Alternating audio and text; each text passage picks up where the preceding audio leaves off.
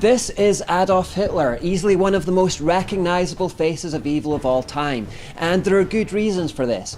After dragging the world into a Second World War that claimed the lives of 46 million people on both sides, including 6 million Jews who were mercilessly put to death in concentration camps, it is difficult to think of anyone who has had a more devastating impact on humanity. But the question is, was he a Christian? Because as strange as the question seems to most of us, there are some who claim that he was a Christian in a vague attempt to establish a link between God and evil. Now, how could there be any confusion about this? Well, let's take a look at what Hitler actually believed. Here are some direct quotes from Adolf Hitler. There is something very unhealthy about Christianity. The reason why the ancient world was so pure, light and serene was that it knew nothing of the two great scourges, the pox and Christianity. Our epoch will certainly see the end of the disease of Christianity. It will last another 100 years, 200 years perhaps. My regret will be that I couldn't, like whoever the prophet was, behold the promised land from afar. Christianity is the worst of the regressions that mankind could ever have undergone. The heaviest blow that ever struck humanity was the coming of Christianity. Bolshevism is Christianity's illegitimate child. Both are inventions of the Jew. But Christianity is the invention of sick brains. One could imagine nothing more senseless. The only way to get rid of Christianity is to let it die little by little. Christianity is the liar. We'll see to it that the churches cannot spread abroad teachings in conflict with the interests of the state.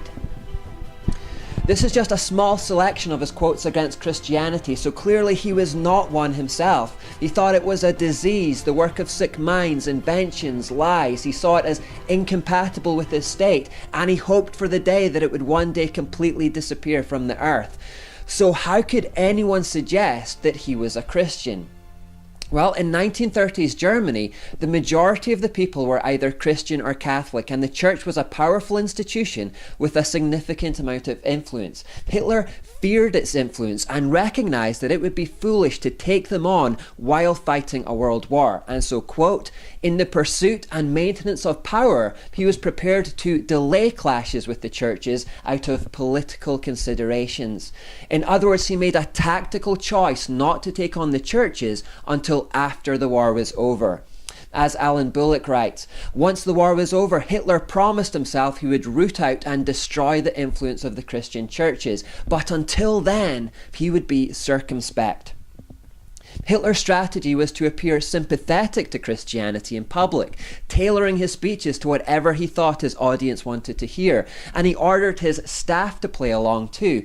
His propaganda chief and closest confidant, Joseph Goebbels, wrote, "He hates Christianity because it has crippled all that is noble in humanity. But although he is a fierce opponent of Christianity, he forbids me to leave the church for tactical reasons." On December the 29th, 1939, Goebbels wrote in his diary, "The Führer is completely anti-Christian. He views Christianity as a symptom of decay. Rightly so, it is a branch of the Jewish race. In the end, both will be destroyed." But although the Führer will have to get around to a conflict between church and state in the future, he says in the meantime, the best way to deal with the churches is to claim to be a positive Christian. His chief architect, Albert Speer, quoted Hitler as saying, "Once I have settled my other problem, that is, the war, I'll have my reckoning with the church. I'll have it reeling on the ropes." Speer says that Hitler would go off on rants of fury against Christianity, which raised him to a white heat. But in the meantime, he tried to keep his intentions under wraps. And so now we can see where the confusion comes from.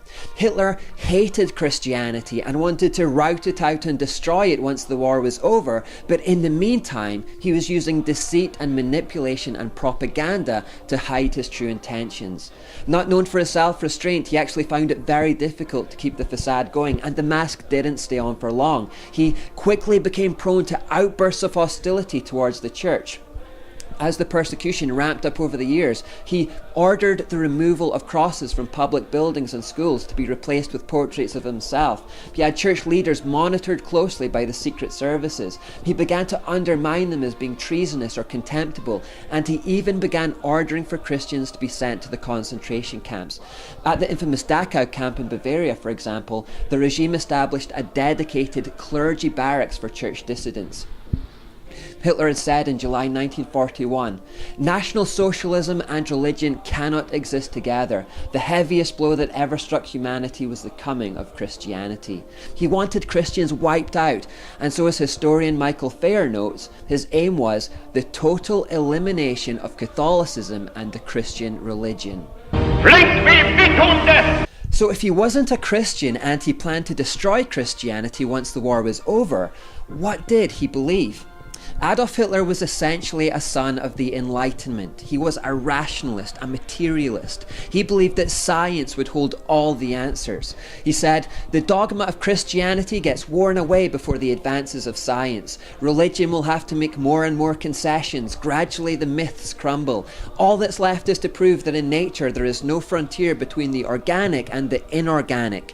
When understanding of the universe has become widespread, when the majority of men know that the stars are not sources of light but worlds, perhaps inhabited worlds like ours, then the Christian doctrine will be convicted of absurdity."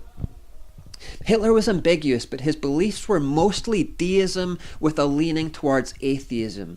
He didn't believe in any kind of afterlife, for example. Now, some have claimed that he was into occult spirituality and astrology, but although many high-ranking Nazis were, Adolf Hitler himself was not.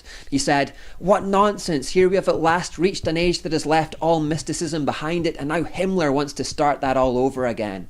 And we will not allow mystically minded occult folk with a passion for exploring the secrets of the world beyond to steal into our movement. Such folk are not National Socialists, but something else. In any case, something which has nothing to do with us."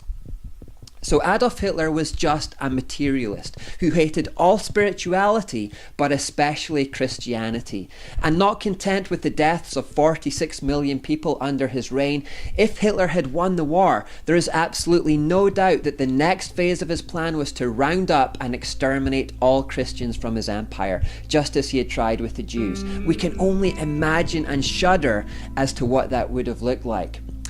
As for the propaganda, yes, Hitler was really good at it, but while it may have been confusing to the people in the 1930s and 40s, there's really no reason why anyone should still be confused about this issue today. Hitler was categorically not a Christian. Samuel Coney writes, "Emphatically not. It is nonsense to state that Hitler or any of the Nazis adhered to Christianity.